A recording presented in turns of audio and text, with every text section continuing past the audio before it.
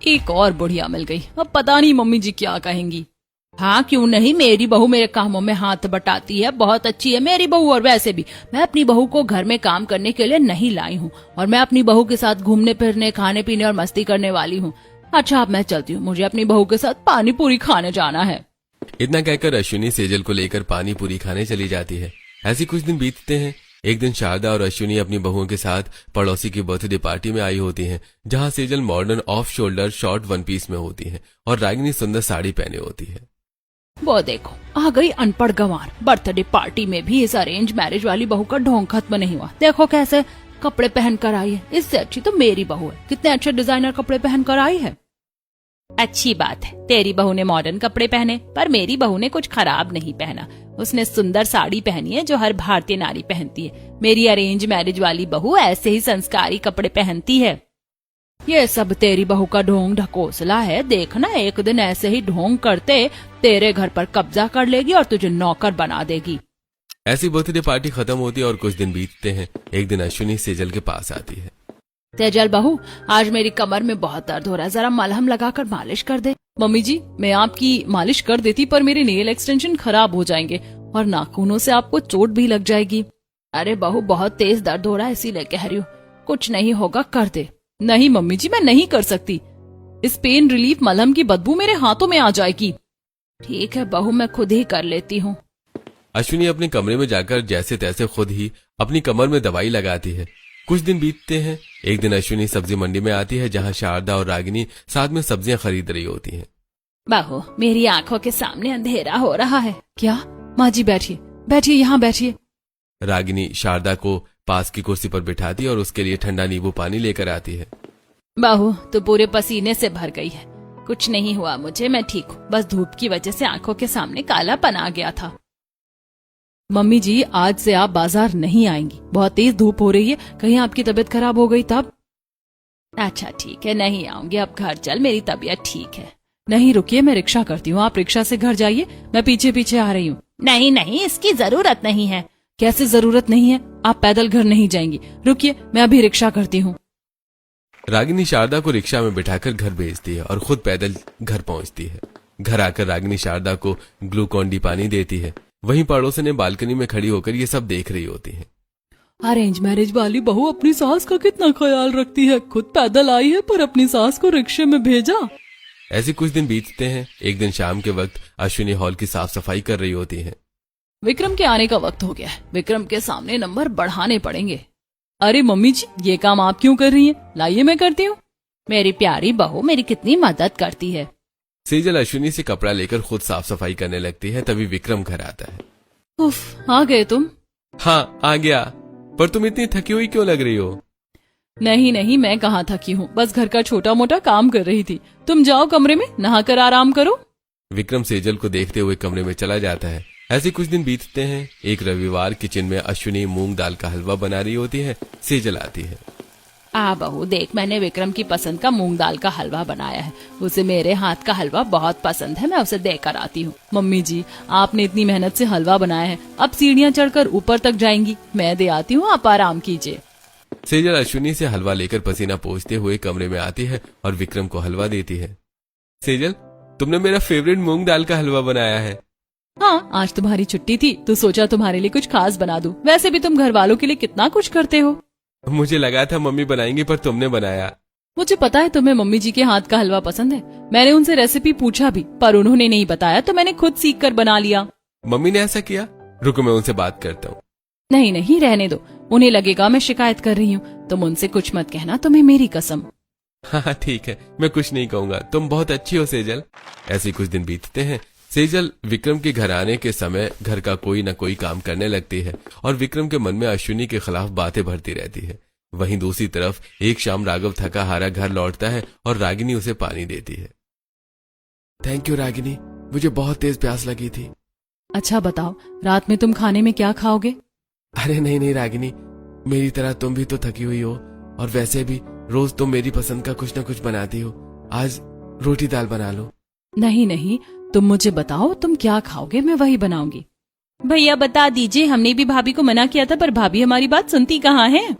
अच्छा तो तुम बैगन का भरता बना लो, रागिनी किचन में आती है और राघव के लिए बैंगन का भरता और घर वालों के लिए उनकी पसंद का खाना बनाने लगती है। थोड़ी देर में रागिनी खाना बनाकर सभी को परोसती है और साथ में पके आम का आमरस भी परोसती है। अरे वाह बहू, तुमने आमरस बनाया है। आमरस मुझे बहुत पसंद है। मुझे पता है पापा जी, मैंने आज सुबह आपको बात करते हुए सुना था कि आपको आमरस बहुत पसंद है, इसीलिए मैंने आमरस बनाया। बहू बहुत ही अच्छा आमरस बनाया है, मुझे बहुत पसंद आया। पूरा परिवार साथ बैठकर खुशी खुशी खाना खाता है। वहीं दूसरी तरफ एक शाम विक्रांत ऑफिस से वापस घर आकर अपने कमरे में आता है, जहां सेजल बिखरे बालों में बिस्तर पर लेटी होती है। उसके गालों पर थप्पड़ के निशान होते हैं। सेजल, तुम्हें क्या हुआ? तुम इस तरह बिस्तर पर क्यों लेटी हुई हो? और ये तुम्हारे गाल पर निशान कैसा है? कुछ नहीं विक्रम, तुम फ्रेश हो जाओ, मैं खाना बनाने जा रही हूँ। नहीं सेजल, रुको, पहले मुझे सच सच बताओ, क्या हुआ तुम्हें? आज तुम्हारे जाने के बाद पूरा दिन मुझे तुम्हारे घर वालों ने परेशान किया। पापा जी ने अपने जूते चप्पल मुझसे साफ करवाए और दादी सासू माँ ने अपनी सहेलियों के लिए तरह तरह के पकवान बनवाए। और तुम्हारे गाल पर ये निशान? ये निशान मम्मी जी के हाथों के हैं। क्या मम्मी ने तुम पर हाथ उठाया? ये मैं बर्दाश्त नहीं करूंगा। नहीं विक्रम, अगर तुमने कुछ कहा तो सब यही कहेंगे कि लव मैरिज करके आई है, घर में कलेश करवा रही है। मैं नहीं चाहती घर की शांति खराब हो। वैसे भी तुम्हारी फैमिली मुझे पसंद नहीं करती। तुम किसी से कुछ मत कहना प्लीज। यह आखिरी बार है कि मैं तुम्हारी बात मान रहा हूँ। अगर आगे ऐसा कुछ हुआ ना तो सबसे पहले मुझे बताना। इतना कहकर विक्रम बाथरूम में चला जाता है और सेजल अकेली खड़ी रह जाती है। अपने हाथों से खुद को थप्पड़ मारना कितना मुश्किल होता है, पर इसका फायदा भी अच्छा हुआ। लोहा गर्म है, एक आखिरी हथौड़े की जरूरत है। ऐसी रात बीतती है। अगले दिन दोपहर में सेजल विक्रम को फोन करती है। विक्रम, तुम ऑफिस से घर कब तक आओगे? क्या हुआ सेजल? मैं शाम तक आ जाऊंगा, पर तुम्हारी आवाज इतनी उदास क्यों लग रही है? कुछ नहीं, तुम आराम से आना। जरूर कुछ गड़बड़ है, मुझे घर जाकर देखना पड़ेगा। विक्रम ऑफिस से घर के लिए निकलता है। वहीं दोपहर में अश्विनी कमरे में आराम कर रही होती है, तभी सेजल कमरे में आती है। मम्मी जी, मेरा कंधा पूरा उठ नहीं रहा, आप थोड़ा मेरे हाथों को पीछे की तरफ खींच दीजिए। हाँ बहू, रुक, मैं करती हूँ। अश्विनी सेजल के हाथों को पीछे की तरफ खींचने लगती है, तभी कमरे में आता है। मम्मी जी मुझे छोड़ दीजिए, बहुत दर्द हो रहा है, मैं आपकी सारी बात मानूंगी। माँ, ये क्या कर रही हो तुम? छोड़ो सेजल का हाथ। इतनी हिम्मत कैसे हुई उसका हाथ मोड़ने की? अरे नहीं बेटा, मैं हाथ नहीं मोड़ रही थी, बहू ने खुद अपना हाथ मुझे पीछे खींचने के लिए कहा था। हाँ विक्रम, मम्मी जी सही कह रही हैं। सेजल, मुझे पता है तुम झूठ बोल रही हो। माँ, अगर आपको सेजल पसंद नहीं है तो कह दीजिए, मैं इसे लेकर यहाँ से चला जाऊंगा। विक्रम की आवाज सुनकर पूरा परिवार कमरे में आता है। अरे क्या हुआ? तू अपनी माँ पर क्यों चिल्ला रहा है? आप सब मिलकर मेरी पत्नी को परेशान कर रहे हो और मैं कुछ न कहूँ। और कौन तेरी बीवी को परेशान कर रहा है? खुद अपनी पसंद की बहू लाया है और अब हम पर इल्जाम लगा रहा है। यही तो दिक्कत है, आप लोग मेरी बीवी को पसंद नहीं करते, इसलिए उसे परेशान करते हैं। देख ले अश्विनी, इसी की तरफदारी करती थी ना तू। विक्रम अभी बहुत गुस्से में है, अगर मैंने सफाई दी तो मामला बिगड़ जाएगा। बेटा मुझे माफ कर दे, मुझसे गलती हो गई, आगे से ऐसा कुछ नहीं होगा। अश्विनी बहू, तू बहुत पछताएगी, अभी भी अपनी बहू के मुंह में गलत फैसले ले रही है। दादी, जब सेजल इस घर में आई थी तब सिर्फ मम्मी खुश थी। आज मम्मी भी सेजल के साथ ऐसा कर रही है, इसका मतलब आपने ही मम्मी को भड़काया है। ओह, तो तुझे ऐसा लगता है? तो ऐसा करती हूँ, मैं अपने गांव चली जाती हूँ। वैसे भी रोज शाम तेरी बीवी का ड्रामा देखकर मुझे डर लगने लगा है। नहीं माँ, तुम क्यों जाओगी? जिसे दिक्कत है वो ही घर छोड़कर जाएगा। ये घर मेरे पैसों से चलता है और दादी सही कह रही है। आप लोगों का शहर में क्या काम है? मैं यहाँ नौकरी करता हूँ, आप लोग तो मुफ्त की रोटियां तोड़ते हैं। गांव चले जाइए, आपके पैसे मैं भिजवा दिया करूंगा। अपने पैसे का घमंड अपने बाप को मत दिखा। छोटे से बड़ा तू मेरे टुकड़े पर पलकर हुआ है। ये सुनते ही विक्रम सेजल का हाथ पकड़कर कमरे से बाहर निकल जाता है। मम्मी, जब आपने भाभी के साथ ऐसा कुछ नहीं किया था तो आपने सच क्यों नहीं कहा? अगर मैं कुछ कहती तो घर में झगड़े और बढ़ जाते, इसीलिए मैंने कुछ नहीं कहा। ठीक है अश्विनी, चलो हम गांव जाकर रहेंगे। इन कंधों में अभी भी इतनी ताकत है कि अपने परिवार का खर्चा चला सकूं। किसी जोरू के गुलाम से मुझे पैसे की जरूरत नहीं है। मैं कहीं नहीं जा रही हूँ, मैं अपने बहू और बेटों के साथ ही रहूंगी। ठीक है, तो रह अपनी बहू और बेटे के साथ, मैं तो नहीं रहूंगी। अगले ही दिन प्रभावती और प्रीति गांव के लिए रवाना हो जाते हैं और अश्विनी अपनी जिद पर अपने बहू और बेटों के साथ ही रहती है और हेमंत को भी रुकना पड़ता है। वहीं दूसरी तरफ रागिनी के व्यवहार से खुश बुआ सास अपनी बहू के बेटों को गर्मियों की छुट्टी में रागिनी के पास भेजती है। बहू तेरा व्यवहार इतना अच्छा है कि अब लोग छुट्टियां मनाने अपने बच्चों को हमारे घर भेज रहे, वरना आजकल कौन अपने बच्चों को किसी के घर भेजता है। माँ जी आप तो बेकार में मेरी तारीफ करती रहती हैं। बुआ सास ने आपकी वजह से बच्चों को भेजा है, ना कि मेरी वजह से। नहीं बहू, सभी जानते हैं कि तू घर और अपने पति का कितना ध्यान रख रही है। अच्छा ठीक है, अब मैं बच्चों को खाना देकर आती हूँ। इतना कहकर रागिनी खाना लेकर बच्चों के कमरे में आती है जहाँ बच्चे पढ़ाई कर रहे होते हैं। हम छुट्टियों में इंग्लिश की बुक्स तो लेकर आए हैं, पर हम तो कुछ नहीं पा रहे हैं। अगर पढ़ाई नहीं की तो एग्जाम में फेल हो जाएंगे। क्या पढ़ रहे हो बच्चों? तुम्हें किस चीज में परेशानी हो रही है? आंटी इंग्लिश बहुत कमजोर है, उसी की बात कर रहे थे।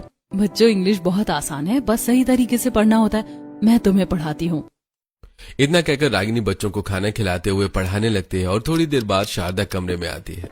वाह आंटी, इतने अच्छे से हमें इंग्लिश ग्रामर किसी ने नहीं समझाई। हाँ आंटी, हमें एक बार में ही ग्रामर समझ में आ गया। बहू तुझे इतनी अच्छी इंग्लिश आती है कि तूने बच्चों को सिखा दिया। हाँ मम्मी जी, मैं भी बहुत मन लगाकर पढ़ा करती थी, पर शादी के बाद मेरी पढ़ाई छूट गई और मैं अपनी पढ़ाई पूरी नहीं कर पाई। बहू तू क्या बनना चाहती थी? मम्मी जी मैं लॉयर की पढ़ाई कर रही थी। बहू हमने तो कभी पूछा ही नहीं था, पर अब तू घर का काम करे या ना करे, अपनी पढ़ाई जरूर करेगी, और इस बार तुझे मेरी बात माननी पड़ेगी।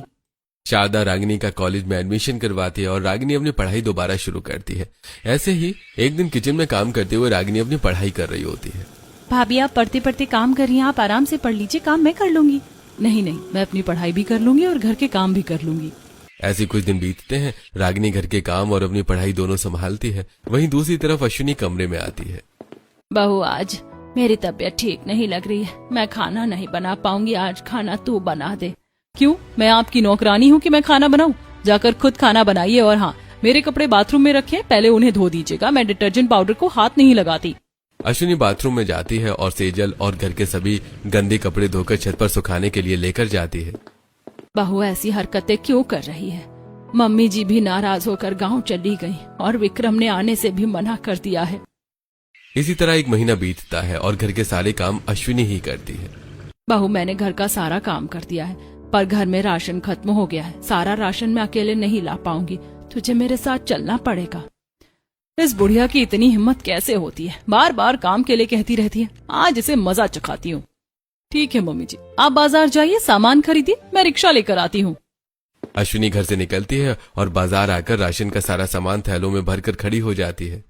1 घंटे से इस धूप में खड़ी हूँ, अभी तक बहू नहीं आई। अब और कितनी देर खड़ी रहूं? घर ही चलती हूँ। तेज चिलचिलाती धूप में पसीने से लथपथ अश्विनी पैदल घर के पास आती है। तभी सेजल अश्विनी के पास आती है। मम्मी जी आप यहाँ तक आ गई? बहू तू बाजार नहीं आई तो मैं राशन पैदल ही लेकर आने लगी। मम्मी जी मेरी आंख लग गई थी, चलिए घर चलते हैं। सेजल अश्विनी के हाथ से सारा सामान लेकर अश्विनी के साथ घर के अंदर आती है, जहाँ सामने विक्रांत बैठा होता है। मम्मी जी आपने इतनी तेज धूप में मुझसे पैदल सारा सामान घर तक क्यों मंगवाया? क्या सेजल, तुम ये सारा सामान इतनी तेज धूप में अकेले पैदल कर आ रही हो? माँ, तुम्हें मौका मिलते ही तुमने सेजल को परेशान करना शुरू कर दिया।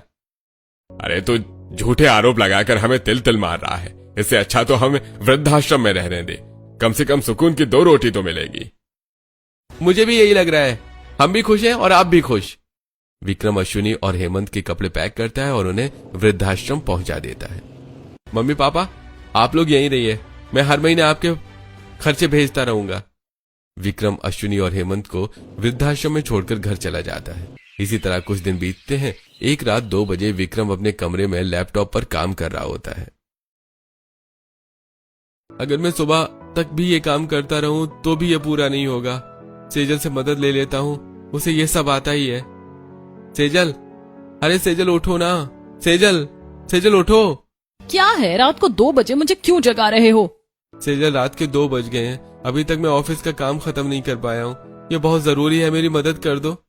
तुम्हारे ऑफिस के काम से ज्यादा जरूरी मेरी नींद है। अगर मेरी नींद पूरी नहीं हुई तो मेरी आंखों के नीचे डार्क सर्कल पड़ जाएंगे। तुम खुद ही ये काम करो। विक्रम पूरी रात जागकर काम करता है, लेकिन काम पूरा नहीं कर पाता और अगले दिन ऑफिस में डांट सुनता है। वहीं दूसरी तरफ एक रात राघव लैपटॉप पर काम करते करते सो जाता है।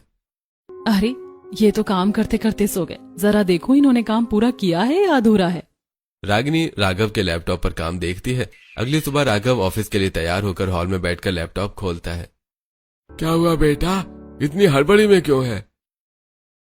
पापा, मुझे बहुत जरूरी काम था और मैं रात में बिना पूरा किए ही सो गया। कोई बात नहीं बेटा, तो टेंशन मत ले। ये काम तो पूरा हो गया है, पर मैं तो सो गया था। भैया, लगता है आप नींद में काम करते रहे होंगे और पूरा करने के बाद सोए होंगे। शायद मुझे ठीक से याद नहीं है। रागिनी हमेशा राघव के कामों में मदद करती है, अपनी पढ़ाई पूरी करती है और घर भी संभालती है।